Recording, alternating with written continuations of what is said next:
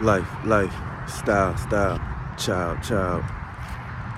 Life, style, child. Life, style, child. You know, it's lifestyle here. Child of God, child of God. No. Oh, you child of God. What's going on, y'all? What's going on? Family, I'm concerned. I'm not sure, but it's looking this way. You know, in history, colonial history, right? If you have ever been to any Southern Virginia or just any Virginian school in general, they always take you on a field trip, and sometime in elementary school, they take you on a field trip to Colonial Williamsburg and Jamestown. And these are the foundations of the these are the foundations basically of slavery. This is where it all began. As far as like in the United States, we were imported on Plymouth Rock. This is what they say. We ain't land on Plymouth Rock. Plymouth Rock landed on us. Yeah, that was out there. Colonial, Williamsburg, Jamestown area. And it's actually very interesting and the energy there is crazy. I'm gonna be honest. The energy there is crazy. You know, they teach you about a whole bunch of different things historically. But one of the things I learned when I took my daughter down there, so that I can make sure that I educate, there's this thing called Bacon's Revenge. I just thought that was just the most interesting name, you know? And then it was revenge, right? Bacon's Revenge. And so Bacon's Revenge, basically there's this guy named Bacon, and you know, Bacon rallied the troops. You see, what was happening was the same thing that's happening now. And the women were more concerned about finance, wealth. The women were more concerned about finances and wealth. And you know, that's not everything to life, but think about this. This is back in the slavery era, right? This is far back. That means that there's plenty. Not like now, you know, and I'm sure that there's still plenty, right? But it's not like it is now, where everybody's like hand over fist trying to get to the next bag, to the dollar, you know, and it's billions of people on earth. Anyways. So the women were worried about finances. They were leaving their husbands. They were leaving their boyfriends. They were leaving the country life. They were leaving the country life. And they went towards the Tidewater area. 7. Niggas was in the Tidewater area, okay? The women went to the Tidewater area. That's where the rich were. And today, actually, I'm planning a field trip there. I'm going to take you out there and show you where the rich live and what their houses look like. Because there's some crazy houses over there. But they were in the Tidewater area, meaning they were on the coast. So the women wanted to be by the water with the men who had the money and were wealthy. Are you hearing me? The women wanted to be around the men who were wealthy. They had the crazy houses, and they you know, they probably had access to other things, right? They wanted that type of access, and so they left the men in the countryside, in the western part, you know, going inland. And so Bacon, you know, rallied the troops. He said, enough is enough, okay? Bacon said, enough is enough. We're going to rally these troops, and we're going to get all our women back. And that's exactly what happened. Bacon actually took over the land. Now, not him by himself. And he wasn't one of those guys that's like, oh, I'm Napoleon. Yeah.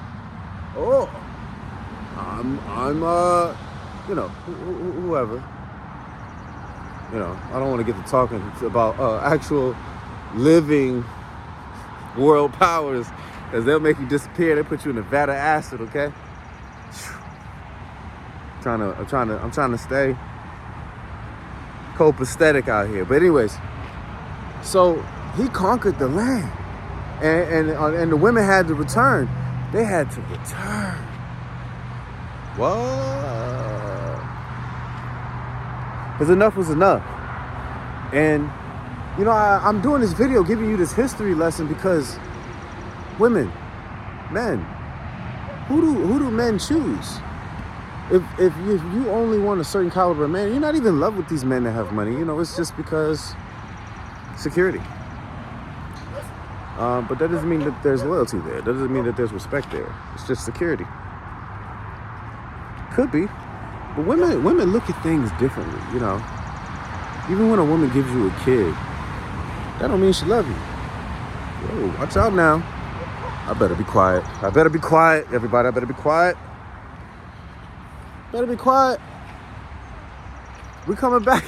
The sororities, I can hear them now. We coming back for you, big boy. You better be quiet, baby boy. Leave her dog alone. He don't want to play. No. Anyways. Baby boy, you be quiet right now. We come back for you. They gonna come get me. I better be quiet. Anyways. So these women had to go back. But, you know, this time is looking like that same time period. You know, that's why I'm putting out this lesson, because I'm just like, you know, where are these bus drivers? Bus drivers want to be married? What kind of women are they supposed to get? And a woman told me they're supposed to pick from their pool of women that they belong to that pool. Like, basically, she said that there's an unwritten classification. I was blown away. I wasn't shocked. I was blown away that this is not necessarily hidden knowledge, but it's just like, this is how women think, okay? So I was blown away up. But I'm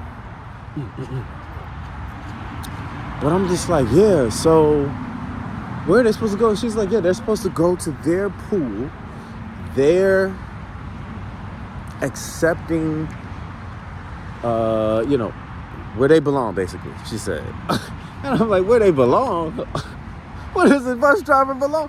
Where do good men, plumbers, well, the plumbers are doing all right. I think I'm gonna be a plumber one day.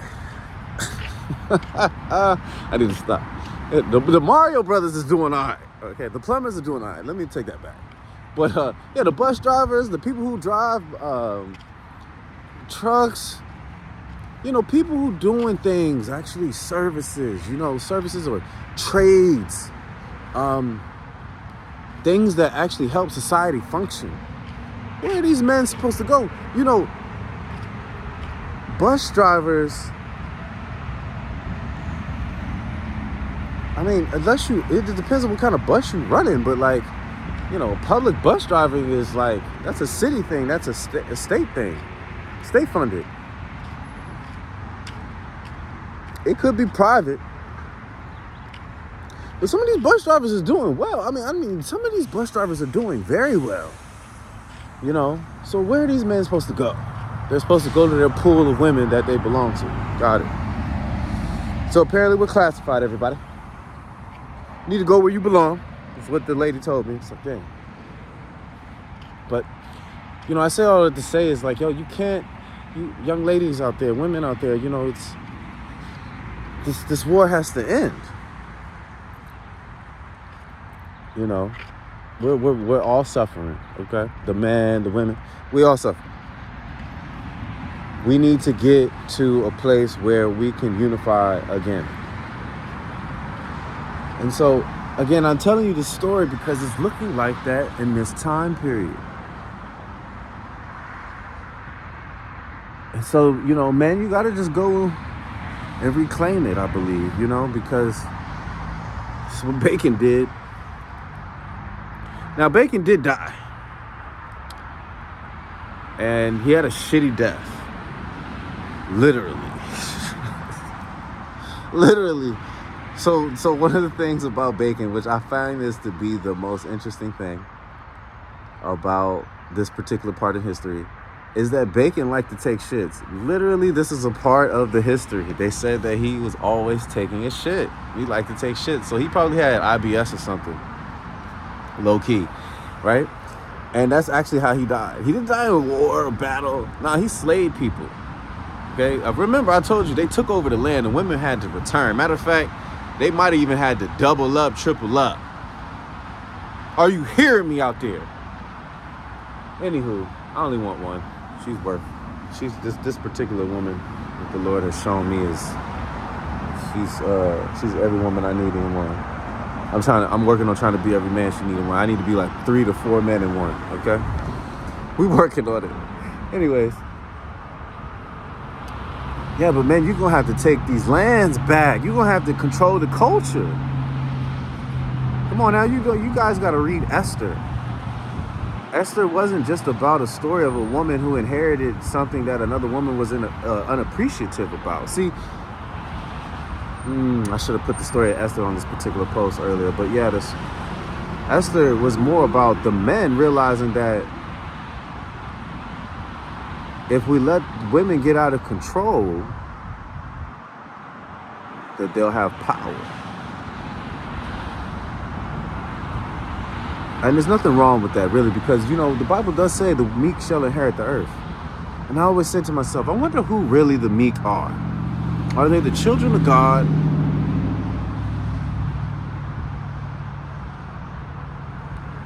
Or is it women who are also children of God? But women have been, I was playing a game. It gives you points or whatever. After you play the game, you get points and you win. It's like a betting game. And I won some points. I didn't get that much this time on this particular round. I got 1872. And so I was like, 1872, Lord, that's so interesting. He's like, Lord, the Lord literally came to me and was like, look it up. 1872 was an interesting year because women's suffrage. Is it Susan B? You can correct me, everybody. I think it might be Susan B, but you can correct me, please. But she was the first woman to vote or cast a ballot or something like that in 1872. Some things happened in 1872. You have to look it up. I don't have everything written down. I'm just doing the video randomly as I do. But look up 1872 historical events. You'll see what I'm saying. And I said, Lord, that's interesting. And it made me really think that the meek of the earth are really women. And they've been through a lot. I get it. They've been through so much. From generation to generation to generation to generation. So I'm not mad at all. They deserve it. I know men are not going to like that. I know people in the manosphere, in the red pill community, whatever, are not going to like that I said that they deserve it. But, they also deserve some judgment, too, for some of the things that they do. That's another story for another topic for another day. But yes, Bacon's revenge. It's looking more and more like it's coming to that point. Anyways, lifestyle, child of God.